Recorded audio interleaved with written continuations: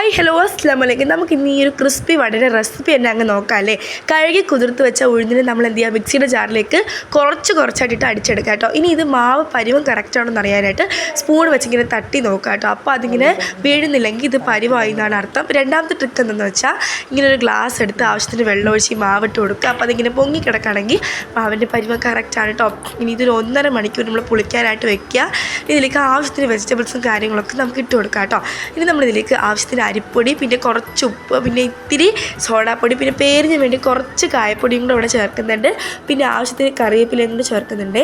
ഇനി ഇതിൽ ഏറ്റവും മെയിനായിട്ട് വേണ്ട ഒരു ഐറ്റമാണ് നമ്മുടെ റവ പൊടി എന്ന് പറയുന്നത്. റവ പൊടി ചേർക്കുമ്പോൾ നല്ല രീതിക്ക് നമ്മുടെ ഒരു വട ക്രിസ്പാവും കേട്ടോ. അതിൻ്റെ തൊണ്ടയ്ക്ക് ചെറിയ ഒരു പ്രശ്നമുണ്ട്. കുറച്ച് തണുത്തോളം കുടിച്ചതാണ്, അതിപ്പോൾ മാറുമായിരിക്കണം. അപ്പോൾ എന്തായാലും പിന്നെ കുറച്ച് ചമ്മന്തിയും കൂടെ റെഡിയാക്കിയിട്ടുണ്ട് കേട്ടോ. എന്നിട്ട് എന്ത് ചെയ്യുക, നമ്മുടെ ചീനച്ചട്ടി എടുത്തതിന് ശേഷം ഇതിലേക്ക് എണ്ണ ഒഴിച്ച് ചൂടാക്കി ഈ വട നമ്മൾ ഓരോന്നായിട്ട് ഇങ്ങനെ പൊരിച്ചെടുക്കാം കേട്ടോ. ഇതിപ്പോൾ എൻ്റെ ഉമ്മച്ചിമ്മയുടെ റെസിപ്പിയാണ്. അപ്പോൾ നല്ല ക്രിസ്പി വട റെഡിയായിട്ടുണ്ട്. നല്ല ചൂട് ചമ്മന്തി, നല്ല അടിപൊളി വടയായിട്ട് കഴിക്കണം. പിന്നെ കൂടെ ഒരു കട്ടനോ ചായയോ എന്തെങ്കിലും കൂടെ ഉണ്ടെങ്കിൽ നല്ല പൊളിക്കും.